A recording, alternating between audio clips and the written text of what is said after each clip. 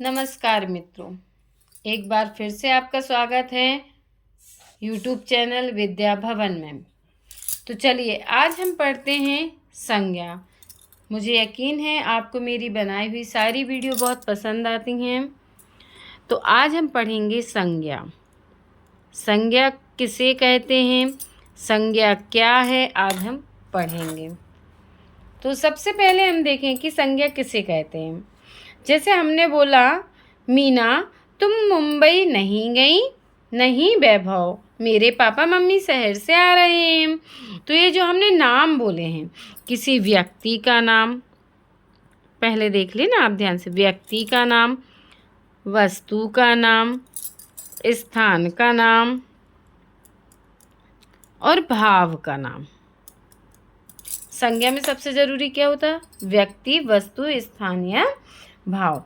तो हम जैसे व्यक्ति में आ जाएगा, जैसे राम आ गया, श्याम आ गया, मोहन आ गया, कोई भी नाम, जो भी किसी भी व्यक्ति का नाम, ओके, किसी भी व्यक्ति का नाम अपना क्या कहलाएगा?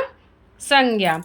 वस्तु में मेज हो गई, कलम हो गई, कुर्सी, ये सब क्या है? अपना वस्तु। स्थान देखो, स्थान में अपना जबलपुर हो गया, सागर हो गया, भोपाल हो गया, कोई भी स्थान ले लो आप। भाव, अब भाव किसे कहते हैं? जिन्हें हम सिर्फ फील कर पाते हैं, छू नहीं पाते हैं, जिन्हें हम सिर्फ फील कर पाते हैं, है ना, महसूस कर पाते हैं, उसको कहते हैं। जैसे बुढ़ापा, कोई बोलेगा व्यक्ति बहुत बुढ़ा, उस व्यक्ति का बुढ़ापा आ गया, तो आप व्यक्ति को तो टच कर लोगे, लेकिन क्या बुढ़ापे को टच कर पाओगे? नहीं कर पाओगे। उसका बचपन बहुत अच्छा बीता, तो उसको तो टच कर लोगे, लेकिन बचपन को वो बहुत खुश है, खुशी झलक रही है। तो इनको हम क्या कर सकते हैं? सिर्फ महसूस कर सकते हैं, लेकिन इन्हें हम छू नहीं सकते। तो ऐसे हमारी परिभाषा बनती है किसी व्यक्ति, वस्तु, स्थान या भाव के नाम का बोध कराने वाले शब्दों को हम क्या कहते हैं? संज्ञा कहते हैं। तो परिभाषा सबको याद हो गई होगी। किसी व्यक्ति, वस्तु, स्थान या भाव के नाम का बोध कराने वाले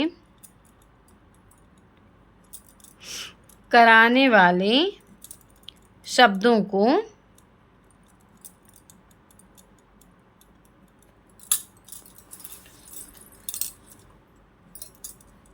को संज्ञा कहते हैं। क्या कहते हैं? संज्ञा कहते हैं। किस किस को क्लियर हो गया?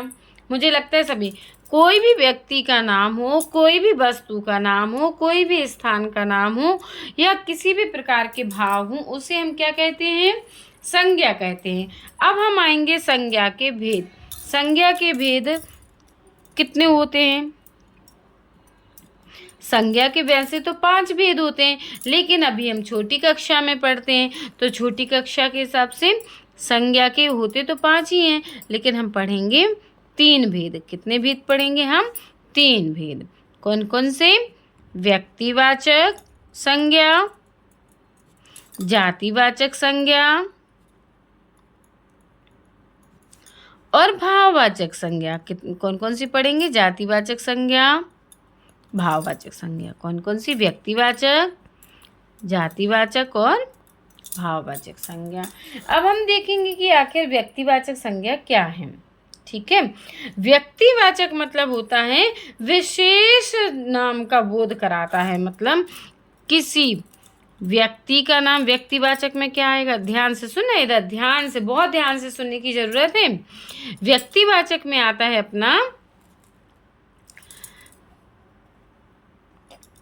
ये, जैसे हमने लिखा व्यक्तिवाचक, ओके, तो व्यक्तिवाचक में आएगा अपना कि कोई भी व्यक्ति हो, विशेष प्राणी को हम क्या कहते हैं? व्यक्तिवाचक कहते हैं। क्या कहते हैं? व्यक्तिवाचक। अब देखो हम अच्छे से पढ़ते हैं व्यक्तिवाचक। क्या पढ़ेंगे हम? व्यक्तिवाचक। सब ध्यान से देखना इधर। सबसे पहले हमने पढ़ा व्यक्तिवाचक। अब व्यक्तिवाचक में क्या होता है? विशेष प्राणी, विशेष व्यक्ति, वस्तु या स्थान के नाम का जो बोध कराते हैं, पता चलता है, उसे हम कहते हैं व्यक्ति। अब आप बोलोगे मैम विशेष व्यक्ति क्या होता है? विशेष व्यक्ति जैसे हमने बोला चलो दिनेश यहाँ आओ, हमने क्या बोला? दिनेश यहाँ आओ, तो हमने ये पर्टिकुलर नाम बोला। यदि हमने बोला बच्चों इधर आओ, तो बच्चों मतलब कोई भी बच्चा हो सकता है, लेकिन यदि हम दिनेश से बोलेंगे तो सिर्फ कौन आएगा? दिनेश आएगा। ठीक है। हिमालय पर्वत बहुत बड़ा है। अब हमने हिमालय लिया, हिमालय ऐसा तो नहीं हमारे आस पड़ोस में भी हो या कहीं पर भी हो, तो जैसे हमने हिमालय का नाम लिया तो हिमालय हमने बोला पर्वत है ना, हिमालय पर्वत मतलब सिर्फ हिमालय। और यदि हमने पर्वत बोला था कि पर्वत बहुत बड़े बड़े हैं, हमारे देश में पर्वत बहुत बड़े बड़े हैं, ऊंचे ऊंचे, तो कोई भी पर्वत हो सकता था। कैलाश पर्वत भी हो सकता था, हिमाचल पर्वत भी हो सकता था, विंध्याचल भी हो सकता था, कोई भी पर्वत हो सकता था। तो ऐसे विशेष व्यक्ति, वस्तु या स्थान के नाम का पता चलता है। जैसे बोले हम सुभाष चंद्र बोस। अब ऐसा तो नहीं सुभाष चंद्र बोस कोई भी हो सकता है, सुभाष चंद्र बोस है ना। तो विशेष व्यक्ति का, स्थान का और वस्तुओं का बोध कराते हैं, उन्हें हम कहते हैं व्यक्तिवाचक। जैसे हमने बोला आम, आम क्या है?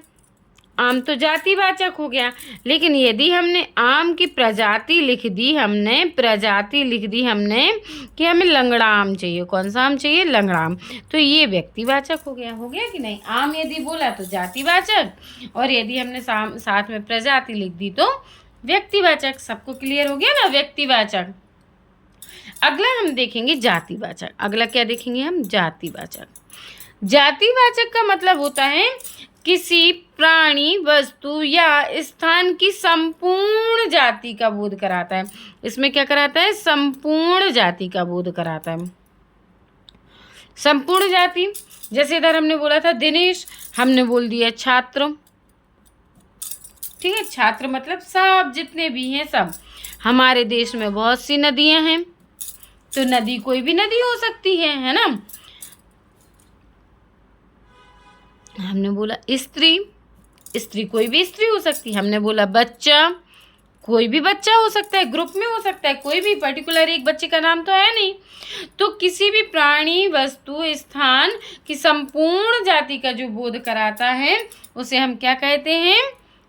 जातिवाचक संज्ञा। जैसे हमने बोला माँ पिताजी उपहार, जैसे हमने बोला माँ पिताजी मेरे लिए उपहार लेकर आए हैं। ठीक है बेटा, उसे मेज पर रख दो। तो यहाँ क्या हुआ? माँ, पिताजी, उपहार, बेटा और मेज शब्द किसी विशेष व्यक्ति, वस्तु के नाम नहीं है, ये पूरी जाति का बोध करा रहे हैं कि ना। हमने बोला माँ अपने बेटे को उपहार लाई, बेटे को उपहार लाई। उपहार में कोई भी उपहार हो सकता है, माँ कोई भी माँ हो सकती है, बेटा कोई भी बेटा हो सकता है। लेकिन यदि यहाँ बोले यशोदा माँ अपने बेटे कृष्णा को उपहार लाई, तो इधर पर्टिकुलर हो गया ना, है ना। क्या लाई? और गेंद उपहार लाई। तो गेंद क्या है? गेंद, अभी गेंद हमारा ये नहीं हुआ कि ये जातिवाचक हो, गेंद तो जातिवाचक हुआ, लेकिन लाल रंग की एक हो गया ना, तो इसको बोलेंगे हम जातिवाचक। माँ अपने बेटे को उपहार लाई, जातिवाचक। लेकिन यदि हमने यशोदा लिख दिया तो ये क्या हो गया? हमारा व्यक्तिवाचक में चला गया। किस में चला गया? फिर ये हमारा चला गया व्यक्तिवाचक में। क्लियर? चलिए अब हम इसके बाद आते हैं भाववाचक। किस में आते हैं अब हम इसके बाद? भाववाचक संज्ञा। अब हम पढ़ते हैं भाववाचक संज्ञा। तो भाववाचक संज्ञा में क्या होता है? जैसे हमने बोला मम्मी मुझे बहुत थकावट हो रही है, मुझे नींद आ रही है, तो अब थकावट को कोई टच तो नहीं कर सकता। अब हम पढ़ रहे हैं यहाँ भाववाचक। क्या पढ़ रहे हैं? भाववाचक।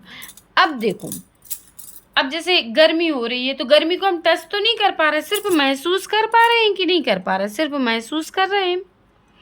तो जो संज्ञा शब्द, तो इसको क्या बोलेंगे, जो संज्ञा शब्द, संज्ञा शब्द मतलब किसी व्यक्ति, वस्तु, स्थान, किसी भाव का, दशा का, अवस्था का, गुण दोष का बोध कराते हैं, बोध कराते हैं, उसे हम क्या कहते हैं, भाववाचक संज्ञा। तो अब देखो यहाँ पर उसे हम क्या कहते हैं, भाववाचक संज्ञा। अब यहाँ ध्यान से देखना, जैसे हमने बोला कि उदासी, मैं बहुत उदास हूँ, मेरे ऊपर उदासी बिल्कुल अच्छी नहीं लगती, तो आप लोग क्या टच कर लोगे, जैसे हमने बोला उदासी, हमने बोला वह जीत गया, तो जीत को आप सिर्फ सुन पा रहे हो, है ना, महसूस कर पा रहे हो, लेकिन टच नहीं कर पाओगे, है ना। वह बहुत दुख है, उसको बहुत दुख है, वह बहुत खुश है, तो इन सब को हम क्या कर पा रहे हैं, एहसास। अब हमने जैसा कि आपको बताया कि संज्ञा के 5 भेद होते हैं, है ना, लेकिन छोटी कक्षाओं में हम 3 बोध पढ़ाते हैं। कितने पढ़ाते हैं, 3। तो संज्ञा के 2 अन्य भेद भी होते हैं। तो पहला इनमें होता है समुदायवाचक, कौन सा होता है, और दूसरा होता है द्रव्यवाचक। चलिए हम पढ़ते हैं द्रव्यवाचक संज्ञा, और दूसरा हम पढ़ते हैं समुदायवाचक संज्ञा। ओके, चलो अब सबसे पहले द्रव्यवाचक पढ़ते हैं। तो द्रव्यवाचक में क्या आएगा, सबसे पहले हम पढ़ेंगे द्रव्यवाचक। द्रव्यवाचक में क्या आएगा, अब हम पहले देखें, किसी भी धातु, जैसे हमने बोला सोना बहुत महंगा है, यहाँ पर तेल गिर गया है, तो कोई भी धातु हो, कोई भी धातु हो, द्रव्य है, दूध बहुत पतला है, द्रव्य है, पदार्थ है, तो किसी भी धातु का, द्रव्य का, पदार्थ का बोध कराते हैं, उसे कहते हैं हम द्रव्यवाचक संज्ञा। क्या कहते हैं, द्रव्यवाचक संज्ञा। और इसके बाद आता है दूसरा समुदायवाचक।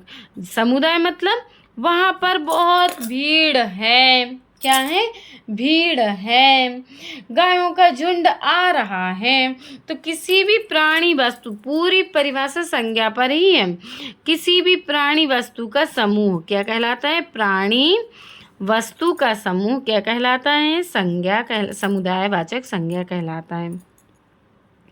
आदि का समूह समुदायवाचक संज्ञा कहलाता है। क्या कहलाता है, समुदायवाचक संज्ञा। अब इसका उदाहरण क्या, द्रव्यवाचक का उदाहरण क्या क्या होगा, जैसे गेहूँ, गेहूँ को हम तौलते हैं कि नहीं तौलते हैं, ध्यान से बताना। पीतल, पीतल को भी तौलते हैं कि नहीं तौलते हैं। घी, चावल, ऐसे ही द्रव्य समुदायवाचक के उदाहरण होते हैं, जैसे हमने बोला जनता, जुलूस, सभा, ये ग्रुप है कि नहीं है, समुदाय है कि नहीं है, सेना, है ना। ऐसे बहुत सारे उदाहरण हैं जो समुदायवाचक के उदाहरण हैं। तो मुझे पूर्ण विश्वास है कि आपको ये पूरा वीडियो समझ में आ गया होगा। तो आज हमारा संज्ञा का पार्ट पूरा खत्म हुआ। इसके बाद पढ़ेंगे हम सर्वनाम। तो आप हमारे चैनल को लाइक कीजिए, सब्सक्राइब कीजिए।